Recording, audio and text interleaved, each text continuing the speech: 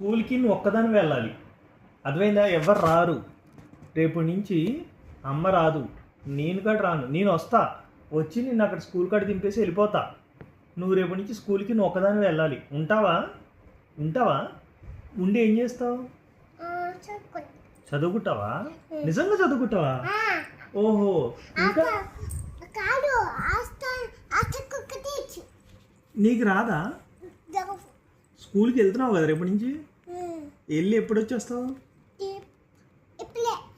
రేపు వెళ్తున్నావా? ఇప్పుడు వెళ్తున్నావా? రేపు వెళ్తావా? వెళ్ళి ఎప్పుడు వచ్చేస్తావు?